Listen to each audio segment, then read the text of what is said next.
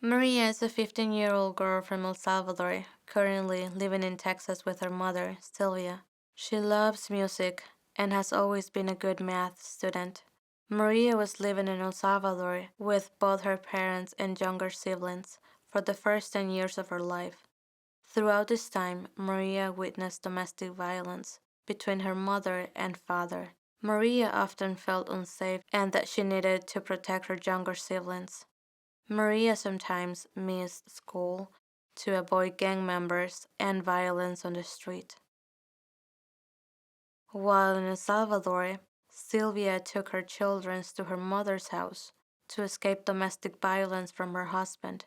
Most of Maria's early childhood was spent indoors and at home. After 2 years of living with Sylvia's mother, when Maria was 12 years old, Sylvia left her family and migrated to Texas to find work and send money to her family back home. Sylvia's hope was to seek safety and opportunity in the U.S. and eventually bring the rest of her family to Texas. After 2 years without her mother, at the age of 14, Maria left her grandmother's home in El Salvador to find Sylvia.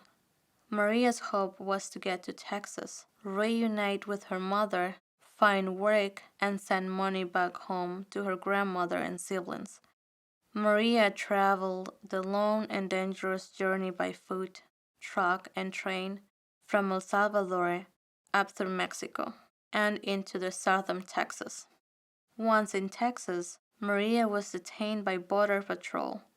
She was kept in a very cold room for several days, while staff tried to reach out to Sylvia using the phone number that Maria had memorized. Maria was held in detention for 3 days. After Border Patrol located Sylvia, Maria was transferred to an Office of Refugee Resettlement facility where she stayed for another 3 weeks.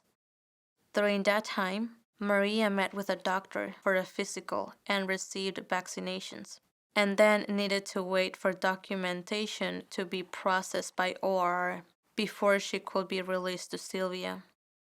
When Maria and Sylvia got reunited, things were good at first. Sylvia was working as a housekeeper and sharing a 2-bedroom apartment with her boyfriend and few friends.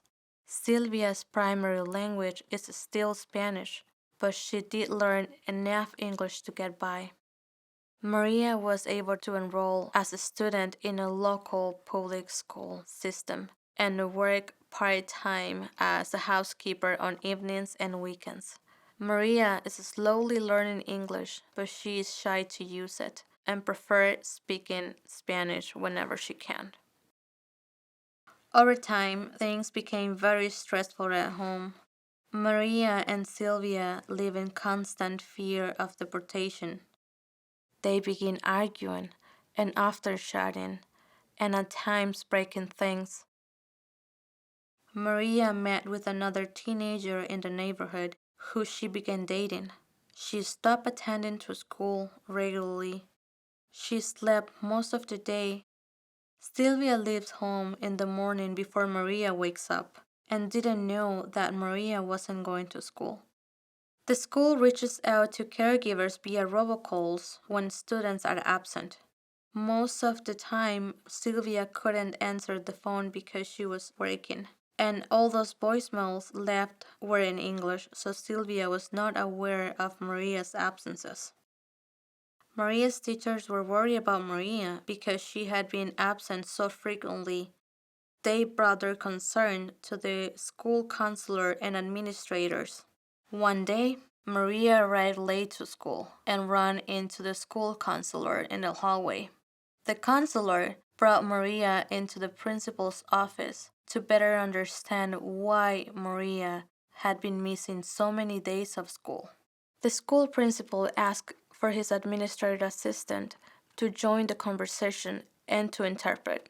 Maria nervously reported that she stayed up late working as a house cleaner with her mother and was too tired to come to school in the mornings. Maria was surprised that the school was calling her mother when she missed school. She didn't realize that the school was mandated to make those calls. Her school in El Salvador didn't call her grandmother when she stayed home. It actually felt good to Maria to know that staff at school were worried about her and wanted to make sure that she was okay.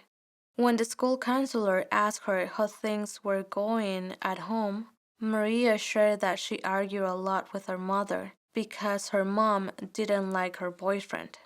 Maria reported that during 2 arguments, her mother hit her because she didn't want her to leave the house. After hearing this information, the school counselor tried to call Sylvia again, but Sylvia didn't answer. After consulting with the principal, the school counselor called Child Protector Services. A Spanish-speaking caseworker from CPS was able to connect with Sylvia and arrange a home visit one afternoon. Sylvia was terrified because she didn't understand why a caseworker was calling her and thought that CPS might take Maria from her and that she might be deported. The caseworker spoke with Sylvia, Maria, and the school. The caseworker determined that Maria was not in danger, but did think that a therapeutic service will be helpful to the family. The school counselor told the caseworker about the TSDR program available through the school. The caseworker then referred Maria and Sylvia to the school's TSDR program.